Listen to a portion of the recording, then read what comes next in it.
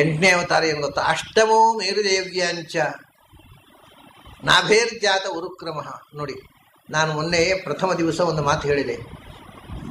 ಬುದ್ಧ ಅಂದರೆ ಯಾವುದನ್ನು ಬೌದ್ಧರು ತನ್ನ ಮೂಲ ಪುರುಷ ಅಂತ ಹೇಳ್ತಾರೋ ಆ ಬುದ್ಧ ವಿಷ್ಣುವಿನ ಅವತಾರ.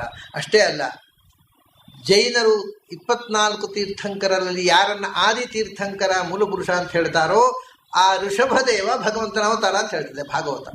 ಮೇರುದೇವಿಯಲ್ಲಿ ನಾಭಿರಾಜನಿಂದ ಹುಟ್ಟಿದ ಭಗವಂತನ ಅವತಾರ. ಆ ಋಷಭದೇವನಿಗೆ ಭರತ ಅಂತ ಮಗ ಇದ್ದ. ಅದು ಭಾರತ, ಈ ದೇಶಕ್ಕೆ ಭಾರತ ಅಂತ ಹೆಸರು ಬಂದದ್ದು ಅವನಿಂದ, ಭರತ ವಂಶದ ರಾಜನಿಂದ ಅಲ್ಲ. ಭರತ ಅಂತ ಹೆಸರನ್ನ ಋಷಭದೇವ ಭಗವಂತ ಋಷಭನಾಗಿ ಅವತರಿಸಿದಾಗ ಅವನ ಮಗ ಭರತ ಅಂತ ಒಬ್ಬ ಇದ್ದ. ಅವನು ಚಕ್ರವರ್ತಿಯಾಗಿ ಈ ದೇಶವನ್ನು ಆಳಿದ. ಅವನಿಂದ ಈ ದೇಶಕ್ಕೆ ಭಾರತ ಅಂತ ಹೆಸರು ಬಂತು. ಹಾಗಾದರೆ ಒಂದು ಪ್ರಶ್ನೆ ಬರುವುದಿಲ್ಲ, ಅವನಿಗಿಂತ ಮೊದಲು ಏನೇ ಹೆಸರಿತ್ತು ಈ ದೇಶಕ್ಕೆ? ಭರತ ಚಕ್ರವರ್ತಿ ಬಂದ ಮುಂಚೆ ಈ ದೇಶಕ್ಕೆ ಏನು ಹೆಸರಿತ್ತು? ಇದು ನೋಡಿ, ನಾವು ಹಿಸ್ಟ್ರಿ ಪಾಠ ಅಂತ ಮಾಡ್ತೇವೆ ಶಾಲೆಯಲ್ಲಿ ಮಕ್ಕಳಿಗೆ. ಯಾವಾಗ ಭಾರತ ಅಂತ ಹೆಸರು ಬಂತು ಅನ್ನೋದನ್ನು ಹೇಳೋಲ್ಲ ನಾವು ಮಕ್ಕಳಿಗೆ. ಅದಕ್ಕಿಂತ ಮೊದಲು ಹೆಸರಿತ್ತು ಅನ್ನೋದನ್ನು ಯಾರಿಗೂ ಮೇಷ್ಟ್ರಿಗೆ ಗೊತ್ತಿಲ್ಲ. ಇದನ್ನು ಮತ್ತೆ ಇದು ಇಂಡಿಯಾ ಅಲ್ಲ, ಇಂಡಿಯಾ ಅನ್ನೋದು ಅದು, ಅಥವಾ ಅದಕ್ಕಿಂತ ಹಿಂದೆ ಹೋದರೆ ಇವರು ಹಿಂದೂ ದೇಶ, ಅದರ ಆಚೆಗೆ ಶಬ್ದ ಗೊತ್ತೇ ಇಲ್ಲ. ದ್ಯಾಟ್ ಈಸ್ ಭಾರತ್ ಅಂತ ಬರೆದು ಬಿಡ್ತಾರೆ. ಅದು ಯಾಕೆ ಬಂತು ಗೊತ್ತಿಲ್ಲ. ಆದರೆ ಈ ಎಲ್ಲ ಹೆಸರುಗಳನ್ನು ನೀವು ಗಮನಿಸಿ ಒಂದು ಹೊಸ ಸಂಗತಿ ಗೊತ್ತಾಗುತ್ತೆ ನಮಗೆ. ಭಾರತ ಅಂತ ಭರತ ಚಕ್ರವರ್ತಿ ಬಂದ ಮೇಲೆ ಬಂತು. ಆ ಭರತ ಚಕ್ರವರ್ತಿಗಿಂತ ಮೊದಲು ಈ ದೇಶಕ್ಕೆ ಇದ್ದ ಹೆಸರು ಅಂಜನಾಭ ಅಂತ. ಅಂಜನಾಭ ಅನ್ನುವಂಥ ದೇಶ ಭಾರತ ದೇಶ ಆಯಿತು ಭರತ ಚಕ್ರವರ್ತಿ ಬಂದ ಮೇಲೆ. ದುಷ್ಯಂತನ ಮಗ ಭರತ ಚಕ್ರವರ್ತಿ ಬಂದಾಗ ಆ ವಂಶಕ್ಕೆ ಭರತ ವಂಶ ಅಂತ ಹೆಸರು ಬಂತು, ಮಹಾಭಾರತದ ವಂಶಕ್ಕೆ. ಆದರೆ ದೇಶಕ್ಕೆ ಹೆಸರು ಕೊಟ್ಟವರು ಋಷಭದೇವನ ಮಗ ಭರತ ಚಕ್ರವರ್ತಿ. ಒಂದು ವಿಶೇಷ, ಈ ಭರತ ಚಕ್ರವರ್ತಿಯದ್ದೇ ಕಥೆ ನಿಮಗೆ ಮುಂದೆ ಗೊತ್ತಿದೆ. ಅವನ ಮುಂದಿನ ಜಿಂಕೆಯನ್ನು ಸಾಕಿ ಆ ಸಾಯುವಾಗ ಜಿಂಕೆಯಂದೇ ನೆನಪಿನಿಂದ ಮತ್ತೆ ಜಿಂಕೆಯಾಗಿ ಹುಟ್ಟಿದ್ದು. ಅದಕ್ಕೆ ಅವನ ಅಪ್ಪ ಋಷಭದೇವ ಏನು ಮಾಡಿದ ಅಂತ ಗೊತ್ತಾ? ಇದೊಂದು ಅತ್ಯಂತ ಅದ್ಭುತವಾದ ಅವತಾರ. ಎಲ್ಲಕ್ಕಿಂತ ಹೆಚ್ಚು ನಮ್ಮ ಕರ್ನಾಟಕಕ್ಕೆ ಸಂಬಂಧಪಟ್ಟ ಅವತಾರ, ನಮಗೆ ದಾಖಲೆ ಸಿಗುವಂತೆ.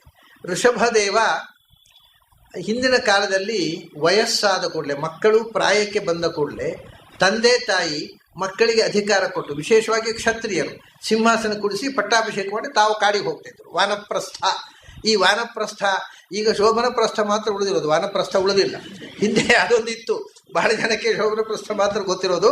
ವಾನಪ್ರಸ್ಥ ಅಂತ ಒಂದು ಪ್ರಸ್ಥ ಇತ್ತು ಹಿಂದೆ. ಅಂದರೆ ರಿಟೈರಿಂಗ್, ಅವ್ರದ್ದು ಯಾವ್ದು ರಿಟೈರ್ಮೆಂಟ್ ಯಾವಾಗ ಆಯಿತು ಆವಾಗ ಮಕ್ಕಳಿಗೆ ಅಧಿಕಾರ ಕೊಟ್ಟು ತಾವು ಕಾಡಿಗೆ ಹೋಗ್ತಿದ್ರು. ಈಗ ಬೀಗದ ಕೈ ಕೊಡೋದು ಬಹಳ ಕಷ್ಟ, ಕೊಡೋದಿಲ್ಲ. ಈಗ ಮಕ್ಕಳಿಗೂ ಕೊಡೋಲ್ಲ. ಅದನ್ನು ಇದ್ದಷ್ಟು ದಿವಸ ಸೊಂಟದಲ್ಲಿರಲಿ ಅಂತ ಗಂಡಾಗಲಿ ಹೆಣ್ಣಾಗಲಿ. ಅತ್ತೆ ಸೊಸೆಗೆ ಬಿಟ್ಟು ಕೊಡೋಲ್ಲ ಬೀಗದ ಕೈ, ಅಪ್ಪ ಮಗನಿಗೆ ಕೊಡೋಲ್ಲ. ಅದು ಆದಷ್ಟು ಹೆಚ್ಚು ನಮ್ಮ ಸೊಂಟದಲ್ಲೇ ಇರಲಿ ಅಂತ ಅದು ಒದ್ದಾಡ್ತೇವೆ. ಅದರಿಂದ ವಾನಪ್ರಸ್ಥ ಕ್ಯಾನ್ಸಲ್ ಆಗಿ ಹೋಗಿದೆ. ಹಿಂದೆ ಭರತ ಚಕ್ರವರ್ತಿ ಪ್ರಾಯಪ್ರಬುದ್ಧನಾದಾಗ ಭಗವಂತ ಋಷಭದೇವನಾಗಿ ಬಂದ ಭಗವಂತ ತನ್ನ ಸರ್ವಸ್ವವನ್ನೂ ವೃಷಭದೇವ ಭರತನಿಗೆ ಕೊಟ್ಟುಬಿಟ್ಟ. ಅಂದರೆ ತ್ಯಾಗ ಅಂದರೆ ಏನು ಅಂತ ತೋರಿಸಿದ ಅವತಾರ ಇದು. ಎಷ್ಟು ಅದ್ಭುತ ಅಂತಂದರೆ, ಸಿಂಹಾಸನ ಕೂಡಿಸಿ ಪಟ್ಟಾಭಿಷೇಕ ಮಾಡಿದ, ತನ್ನ ಕಿರೀಟವನ್ನು ಅವನಿಗೆ ತೊಡಿಸಿದ. ಆಮೇಲೆ, ಅಪ್ಪ ಅರಮನೆಯ ಸೊತ್ತು ನಾನು ಕಾಡಿಗೆ ಹೋಗುವಾಗ ಯಾಕೆ ಒಯ್ಯಬೇಕು ಅಂತ ಅರಮನೆಯ ಸೊತ್ತಾಗಿದ್ದು ತನ್ನ ಮೈಯಲ್ಲಿದ್ದ ಆಭರಣಗಳನ್ನೆಲ್ಲ ಕಳಚಿಟ್ಟ. ಬಟ್ಟೆಯನ್ನು, ಅರಮನೆಯ ಬಟ್ಟೆಯನ್ನು ನಾನು ಕಾಡಿಗೆ ಬಿಡೋದು, ಎಲ್ಲವನ್ನು ಕಳಚಿಟ್ಟು ಬತ್ತಲಾಗಿ ಹೊರಟು ಹೋದ. ಇದನ್ನು ನೋಡಿ ಜನರಿಗೆ ಜಡ್ಜ್ಮೆಂಟ್ ಕೆಪಾಸಿಟಿ ಅಷ್ಟೇ. ನೋಡಿ, ನಿನ್ನೆ ಮಹಾರಾಜ ಇವತ್ತೊಂದು ಸುತ್ತು ಕಮ್ಮಿ ಆಗಿದೆ ಅಂದರು ಜನ. ಇವತ್ತೊಂದು ಸುತ್ತು ಕಮ್ಮಿ ನೋಡಿ, ಬತ್ತಲೆ ಹೋಗ್ತಾ ಇದ್ದಾನೆ. ಅವನು ವೈರಾಗ್ಯದ ಪರಾಕಾಷ್ಠೆ ಹೇಗಿರಬೇಕು ಅಂತ ತೋರಿಸಿದ ಭಗವಂತ. ಪೂರ್ತಿ ಬಟ್ಟೆಯನ್ನು ಕಳಚಿಟ್ಟು, ಆಮೇಲೆ ವೈರಾಗ್ಯದ ಇನ್ನೊಂದು ಸಂಕೇತ ಏನು ಗೊತ್ತುಂಟ? ಇವತ್ತು ಕೂಡ ಅದು ಚಾಲ್ತಿಯಲ್ಲಿ ನೋಡಿ. ನೀವು ವೈರಾಗ್ಯದ ಒಬ್ಬ ಸನ್ಯಾಸಿ ಆಗ್ತಾನೆ ಅಂತ ತಲೆ ಬಳಸೋದು.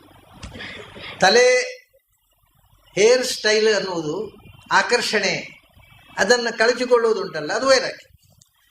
ತಲೆ ಕೂದಲು ಅನ್ನುವುದು ಮನುಷ್ಯನಲ್ಲಿ ಒಂದು ಆಕರ್ಷಣೆಯ ಸಾಧನ. ಅದಕ್ಕೆ ಹಿಂದಿನ ಕಾಲದಲ್ಲಿ ಹೇರ್ ಸ್ಟೈಲು ಹೇಗಿತ್ತು ಗೊತ್ತಾ? ಆ ಕಾಲದ ಹೇರ್ ಸ್ಟೈಲು ತಲೆಯಲ್ಲಿ ಚೆನ್ನಾಗಿ ಜುಟ್ಟು ಬಿಟ್ಟು ಹೂ ಮುಡ್ಕೊಳ್ತಿದ್ರು ಗಂಡಸರು. ಅಂದರೆ ಹುಡುಗಿಯರು ನೋಡಿ ಖುಷಿ ಪಡಬೇಕು ಅಂತ.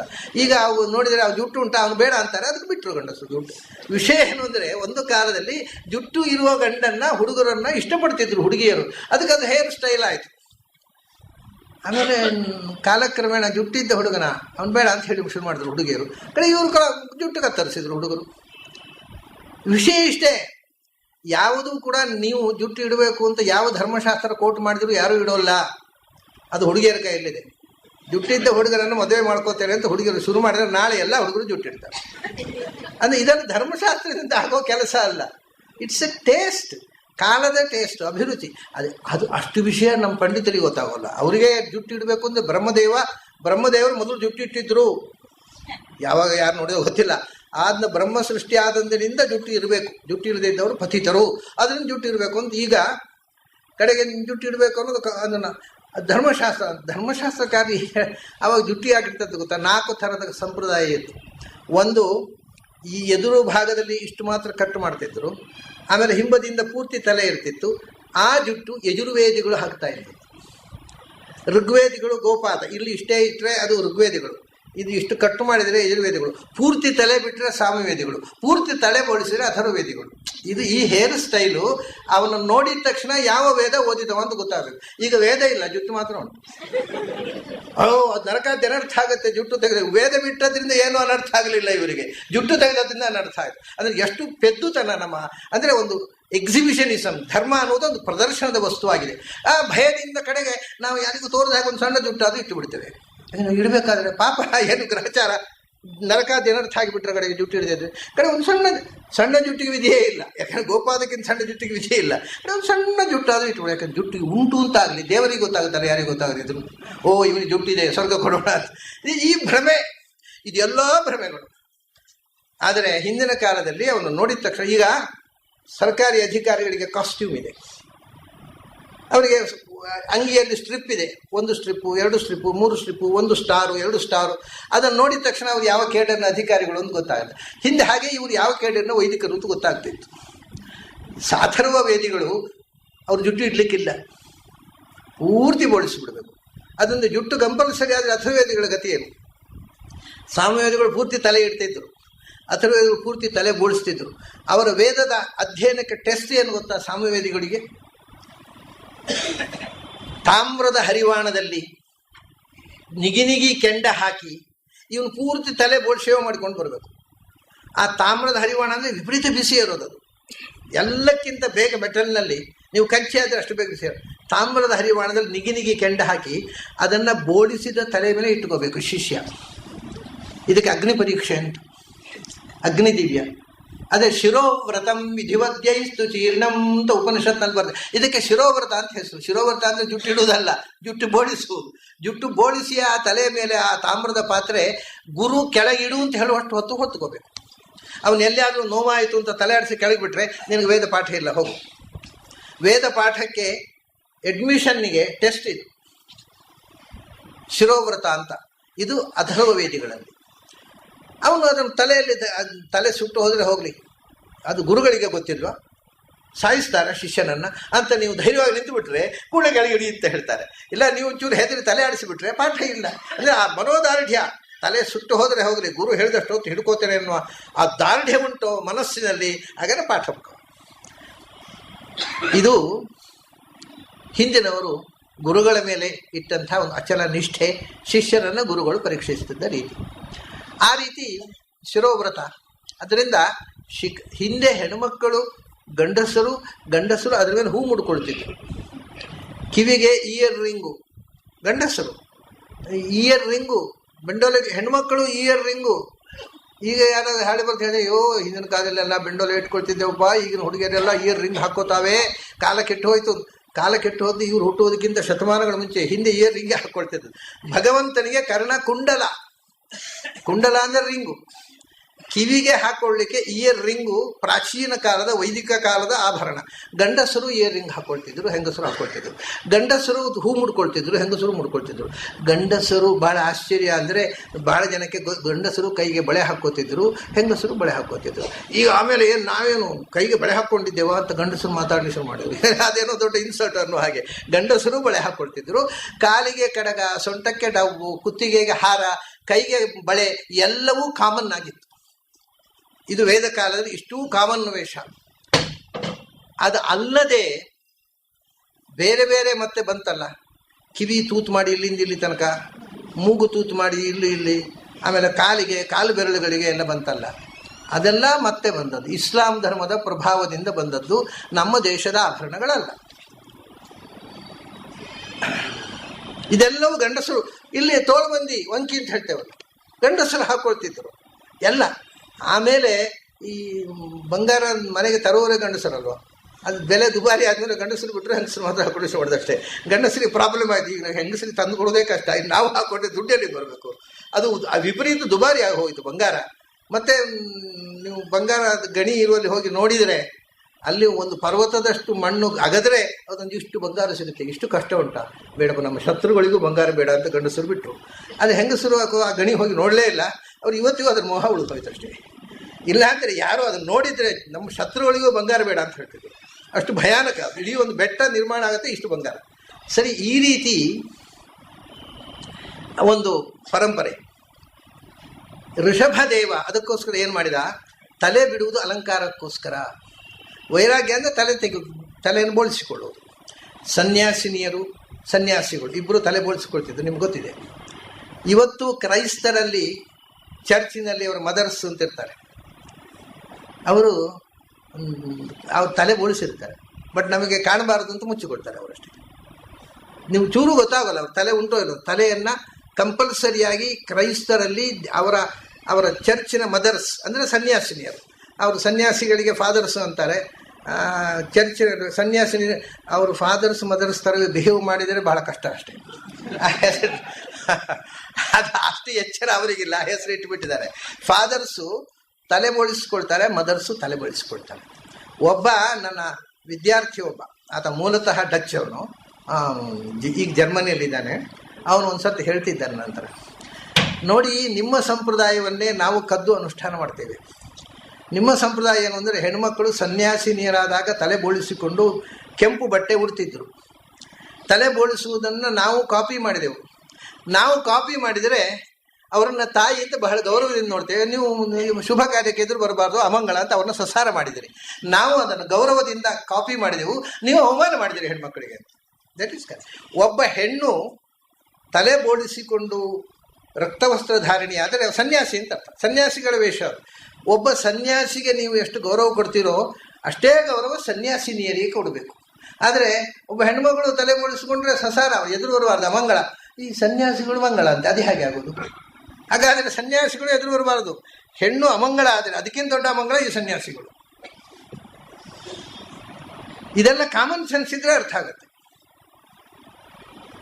ವಿಧವೆಯರು ಎಲ್ಲರೂ ತಲೆ ಬೋಳಿಸಬೇಕು ಅಂತ ಶಾಸ್ತ್ರ ಹೇಳಿಲ್ಲ. ಒಬ್ಬ ವಿಧವೆ ಸನ್ಯಾಸಿನಿಯಾಗಿ ಬದುಕಿದರೆ ಸನ್ಯಾಸಿಗಳ ವೇಷ ಅಷ್ಟೇ. ಇದರಲ್ಲಿ ಅವಮಾನದ ಪ್ರಶ್ನೆ ಏನಿದೆ? ಇದರ ವಿಷಯ ಮೂಲ ಸ್ಪಿರಿಟ್ ತಿಳಿದರೆ ಯಾರಿಗೂ ಏನೂ ಅನ್ಯಾಯ ಮಾಡಿಲ್ಲ ಪ್ರಾಚೀನ ಕಾಲ. ಒಬ್ಬ ವಿಧವೆ ತಾನು ಸನ್ಯಾಸಿನಿ ಆಗಬೇಕು ಅಂತ ಬಯಸಿದರೆ ಸನ್ಯಾಸಿಗಳ ಹಾಗೆ ನೀವು ತಲೆ ಬೋಳಿಸಿಕೊಂಡು ಕಾವಿ ಬಟ್ಟೆ ತೊಡ್ರಿ ಅಂತ ಹೇಳಿದ್ರು. ಅಂದ ತಲೆ ಬೋಳಿಸುವುದು ವೈರಾಗ್ಯದ ಲಕ್ಷಣ ಅಷ್ಟೇ. ವೈರಾಗ್ಯವನ್ನು ರಿಪ್ರೆಸೆಂಟ್ ಮಾಡಬೇಕು. ನನಗೆ ಸೆಕ್ಷುವಲ್ ಲೈಫ್ ಇಲ್ಲ, ನಾನು ವಿರಾಗಿಣಿ ಆಗ್ತೇನೆ ಅಂತ ಒಬ್ಬ ಹೆಣ್ಣು ಬಯಸಿದರೆ ತಲೆ ಬೋಳಿಸ್ಬೋದು. ಇದನ್ನು ತೋರಿಸಿಕೊಟ್ಟವ ಭಗವಂತ ಋಷಭ ರೂಪದಲ್ಲಿ. ಅವನ ಅರಮನೆಯಿಂದ ಹೋಗುವಾಗ ತನ್ನ ಕೈಯಿಂದ ಕೂದಲುಗಳನ್ನೆಲ್ಲ ಕಿತ್ತುಕೊಂಡ, ಆಭರಣಗಳನ್ನೆಲ್ಲ ಬಿಟ್ಟ. ಹೀಗೆ ಕಿತ್ತುಕೊಂಡು ಬತ್ತಲೆಯಾಗಿ ಹೊರಟು ಹೋದ. ಭಾಗವತ ಹೇಳುತ್ತೆ, ಇದನ್ನು ನೋಡಿ ಕೆಲವರು ಒಂದು ಹೊಸ ಪಂಥ ಸೃಷ್ಟಿ ಮಾಡಿದರು ಅಂತ. ಜೈನ ಧರ್ಮ, ದಿಗಂಬರರು ಅಂತ. ಜೈನರು ಅವರು ತಲೆ ಸನ್ಯಾಸ ದೀಕ್ಷೆ, ಜೈನ ದೀಕ್ಷೆ ತೊಡುವವರಿದ್ದಾರಲ್ಲ, ಅವರು ಕಟಿಂಗ್ ಮಾಡಿಸೋಲ್ಲ, ಅವರು ತಮ್ಮ ಕೈಯಿಂದಲೇ ಕಿತ್ತುಕೋಬೇಕು. ಅದಕ್ಕೆ ಒಂದು ಮಂತ್ರವೂ ಇದೆ ಅವರಿಗೆ. ಏನು ಅಂದರೆ ಕೇಶೋಲ್ಲುಂಚನಂ ಪರಮ ಸುಖಂ, ಒಂದೊಂದು ಕೂದಲು ಕೀಳುವುದು ಆನಂದ. ಆನಂದ ಆಗಬೇಕು ಅಂತಿಲ್ಲ, ನೋವಾಗತ್ತೆ. ಕಡೆಗೆ ಕೇಶೋಲ್ಲುಂಚನಂ ಪರಮಸುಖಂ ಹಾಯ್, ಕೇಶೋಲ್ಲುಂಚನಂ ಪರಮಸುಖಂ ಹಾಯ್ ಅಂತ ಹಾಯ್ ಆಯ್ತು ಅನ್ನೋದ ಕಿತ್ತೋದು ಆ ಮಂತ್ರ ಹೇಳ್ತಾ ಇರೋದು. ನಮ್ಮ ಮಂತ್ರಗಳ ಹಾಗೆ ಅದು ಅರ್ಥ ಕಳ್ಕೊಂಡಿತು. ಹೀಗೆ ವೈರಾಗ್ಯ ಸೂಚಕವಾಗಿ ಸೌಂದರ್ಯದ ಪ್ರತಿನಿಧಿಯಾದ ಕೇಶವನ್ನೆಲ್ಲವನ್ನು ತನ್ನ ಕೈಯಿಂದಲೇ ಕಿತ್ತು ಹಾಕಿ ತಾನು ಬತ್ತಲೆಯಾಗಿ ಹೋದ. ಆದ್ದರಿಂದ ಜೈನರಲ್ಲಿ ದಿಗಂಬರ ಪಂಥ ಮತ್ತು ಕೇಶವಲ್ಲುಂಚನ ಅನ್ನುವುದು ಆಚರಣೆಗೆ ಬಂತು. ಇದು ವೃಷಭನನ್ನ ತಪ್ಪು ಅರ್ಥ ಮಾಡಿಕೊಂಡು ಹುಟ್ಟಿದ ಮತ ಅಂತ ಹೇಳ್ತಾರೆ ಭಾಗವತದಲ್ಲಿ ಜೈನರು. ಹಾಗಾದರೆ ನೋಡಿ, ಬುದ್ಧನನ್ನ ತಪ್ಪು ಅರ್ಥ ಮಾಡಿಕೊಂಡವರು ಬೌದ್ಧರಾದರು, ಜಿನನನ್ನು ತಪ್ಪು ಅರ್ಥ ಮಾಡಿಕೊಂಡು ಜೈನರಾದರು. ಎರಡೂ ಭಗವಂತನ ರೂಪಗಳೇ. ಅವನು ಕೊನೆಗೆ ಎಲ್ಲ ಬಿಟ್ಟ ಮೇಲೆ ಊರೂರು ಅಲಿತಾ ಇದ್ದಂತೆ. ಊರೂರು ಅಲಿದ ಮೇಲೆ ನಮ್ಮ ಕೊಲ್ಲೂರಿಗೆ ಬಂದ. ಕೊಲ್ಲೂರಿಗೆ ಬಂದು ಆ ಕೊಲ್ಲೂರಿನ ಕುಟಜಾದ್ರಿ ಅಂತ ಹೇಳ್ತೇವೆ ಈಗ, ಅದರ ಬೆಟ್ಟದ ಮೇಲೆ ಹೋದರೆ ಕುಟಜ ಅಂತ ಬೆಟ್ಟ, ಕುಟಜಾದ್ರಿಯ ತಲೆಯಲ್ಲಿ ಹೋಗಿ ಕೂತ್ಕೊಂಡಂತೆ. ಅದಕ್ಕೆ ಹೇಳಿದೆ ಕರ್ನಾಟಕಕ್ಕೆ ಸಂಬಂಧ ಇರತಕ್ಕಂಥ ಭಗವಂತನ ಅವತಾರ. ಅವನು ಅಲ್ಲಿ ಹೋಗಿ ಕೂತ್ಕೊಂಡ. ಯಾರತ್ರೂ ಭಿಕ್ಷೆ ಬೇಡ್ತಿರ್ಲಿಲ್ಲ ಅಂತೆ. ಅಜಗರ ವೃತ್ತಿಯ ಜೀವನ್ ಅಂತಂದ್ರು. ಹೆಬ್ಬಾವಿನಂತೆ ಬದುಕಿದ. ಹೆಬ್ಬಾವಿನ ಸ್ವಭಾವ ಏನು ಅಂದರೆ ಅದು ಆಹಾರವನ್ನು ಅರಸಿಕೊಂಡು ಹೋಗುವುದಿಲ್ಲ. ಒಂದು ಮರ ಇದ್ದರೆ ಆ ಮರದ ಬ್ರ್ಯಾಂಚ್, ಅದು ಬೇರೆ ಇರುತ್ತೆ, ಅದು ಹೆಬ್ಬಾವಿನ ಹಾಗೆ ಒಂದು ದೊಡ್ಡ ಬೇರೆ ಇರುತ್ತೆ. ಆ ಬೇರಿಗೆ ತಾಗಿಕೊಂಡು ಮಲ್ಕೊಳ್ಳುತ್ತೆ. ಈ ಪ್ರಾಣಿಗಳೆಲ್ಲ ಅದನ್ನು ಒಂದು ಬೇರು ಅಂತ ತಿಳ್ಕೊಳ್ತವೆ. ಅಷ್ಟು ಹೆಬ್ಬಾವುಗಳು ತಮ್ಮ ಅಸ್ತಿತ್ವವೇ ಗೊತ್ತಾಗದ ಹಾಗೆ ಮರದ ಬೇರಿನ ಹಾಗೆ ಬಿದ್ದುಕೊಳ್ತವೆ. ಈ ಹುಲ್ಲು ಮೇಯ್ತಾ ಕಾಡಿನ ಸಣ್ಣ ಸಣ್ಣ ಪ್ರಾಣಿಗಳು ಬಂದರೆ, ಸಣ್ಣ ಅಂದರೆ ಆಡು, ಜಿಂಕೆ ಕೂಡ ಹತ್ತಿರ ಬರುವ ತನಕವೂ ಅದು ಮರದ ಕೊರಡಿನ ಹಾಗೆ ಬಿದ್ದುಕೊಳ್ಳುತ್ತೆ. ಹತ್ತಿರ ಬಂದವುಗಳ ಗಬಕ್ಕೆ ಹಿಡಿದುಬಿಡುತ್ತೆ. ಗಬಕ್ಕೆ ಹಿಡಿದು ನುಂಗೋದು. ಆದ್ದರಿಂದ ಆಹಾರಕ್ಕೋಸ್ಕರ ಅರಸುವುದಿಲ್ಲ, ತನ್ನಷ್ಟಕ್ಕೆ ಬಂದ ಆಹಾರವನ್ನು ಸ್ವೀಕರಿಸುವುದು. ಅದಕ್ಕೆ ಅಜಗರ ವೃತ್ತಿಯ ಸನ್ಯಾಸ ಅಂತ ಹೇಳ್ತಾರೆ ಶಾಸ್ತ್ರದಲ್ಲಿ. ಇವನು ಅದನ್ನು ಮಾಡಿ ತೋರಿಸಿದಂತೆ. ಅಜಗರ ವೃತ್ತಿ ಸುಮ್ಮನೆ ಹೋಗಿ ಆ ಕುಟಜಾದ್ರಿಯ ಕರ್ನಾಟಕೇಶು ಅಂತ ಹೇಳ್ತಾರೆ. ಕುಟಜಾದ್ರಿಯಲ್ಲಿ ಕರ್ನಾಟಕದಲ್ಲಿ ಹೋಗಿ ಅದರ ಬೆಟ್ಟದ ತುದಿಯಲ್ಲಿ ಹೋಗಿ ಮಲ್ಕೊಂಡ ಅಂತ. ಜನ ನೋಡಿ ಅಯ್ಯೋ ಪಾಪ ಯಾರೋ ಒಬ್ಬ ಸಾಧು ಸನ್ಯಾಸಿ, ಬತ್ತಲೆ ಬೇರೆ, ಬಟ್ಟೆ ಇಲ್ಲ ಮೈಯಲ್ಲಿ, ಪಾಪ ಅಂತ ಅನುಕಂಪೆಯಿಂದ ಏನಾದರೂ ತಂದಿಡ್ತಿದ್ದರಂತೆ. ಅದನ್ನು ತಿನ್ನೋದು, ಇಲ್ಲದಿದ್ದರೆ ಇಲ್ಲ ಹಾಗೆ ಮಲಗಿಬಿಡೋದು, ಹೀಗಿರ್ತಿದ್ದ. ಕಡೆಗೆ ಅದನ್ನು ಅವತಾರ ಸಮಾಪ್ತಿ ಹಾಗೆ ಮಾಡಿದ. ಅದು ಇನ್ನೂ ವಿಚಿತ್ರ. ಒಂದು ದಿವಸ ಕುಟಜಾದ್ರಿಯಲ್ಲಿ ಬೆಂಕಿ ಬಿತ್ತಂತೆ, ಕಾಡಿಗೆ ಬೆಂಕಿ ಬಿತ್ತು. ಕಾಡಿಗೆ ಬೆಂಕಿ ಬಿದ್ದರೆ ಒಂದು 4-5 ದಿವಸ ಉರಿತಾ ಇರುತ್ತೆ ಬೆಂಕಿ. ಯಾರು ನಂದಿಸ್ಲಿಕ್ಕೆ ಆಗೋಲ್ಲ, ಫೈರ್ ಸರ್ವಿಸ್ನವ್ರು ಹೋಗಿ ನಂದಿಸ್ಲಿಕ್ಕೆ ಆಗೋಲ್ಲ. 4-5 ದಿವಸ ಅಂದರೆ ಬೆಂಕಿ ತನ್ನಷ್ಟಿಗೆ ಆ ಸುತ್ತಮುತ್ತ ಮರ ಎಲ್ಲ ಸುಟ್ಟು ನಂದಿತು. ಬೆಂಕಿ ನಂದಿದ ತಕ್ಷಣ ಹೋಗಿ ನೋಡ್ತಾರೆ, ಇವನಿಲ್ಲ. ಜನ ತಿಳ್ಕೊಂಡ್ರು ಪಾಪ ಒಬ್ಬ ಹುಚ್ಚ ಇಲ್ಲಿ ಮಲ್ಕೊಂಡಿದ್ದ ಕಾಲ್ಗಿಚ್ಚಿನಲ್ಲಿ. ಕಾಲ್ಗಿಚ್ಚು ಹಿಡಿದಾಗ ಹೋಗಲಿಲ್ಲ, ಅಲ್ಲೇ ಮಲ್ಕೊಂಡು ಸತ್ತು ಹೋದ ಅಂತ ತಿಳ್ಕೊಂಡ್ರಂತೆ ಜನ. ಭಗವಂತ ಸಾಯ್ತಾನ? ಅವನು ತನ್ನ ಇಚ್ಛಾಶಕ್ತಿಯಿಂದ ಯೋಗಾಗ್ನಿಯನ್ನು ಸೃಷ್ಟಿ ಮಾಡಿ ಅದೃಶ್ಯನಾದ ಅಂತಾರೆ ಭಾಗವತಕಾರ. ಜನರು ಬೆಂಕಿಯಲ್ಲಿ ಬಿದ್ದು ಸತ್ತು ಹೋದ ಅಂತ ತಿಳ್ಕೊಂಡ್ರು. ಹೀಗೆ ಇಡೀ ತನ್ನ ಅವತಾರದ ಕೊನೆಯ ಕ್ಷಣದವರೆಗೂ ಒಂದು ರೀತಿಯ ವಿಸ್ಮಯ ಜನರಿಗೆ ಅರ್ಥವಾಗದ ಮಿಸ್ಟಿಕ್ ಲೈಫ್ ಉಂಟು. ಬಹಳ ಅವಧೂತ ಚರ್ಯೆಯಿಂದ ಬದುಕಿ ಅವತಾರ ಸಮಾಪ್ತಿ ಮಾಡಿದರೆ ಭಗವಂತರು ಒಂದೊಂದು ಅವತಾರದಲ್ಲಿ ಒಂದೊಂದು ವಿಚಿತ್ರಗಳು. ಇದು ಅಷ್ಟಮ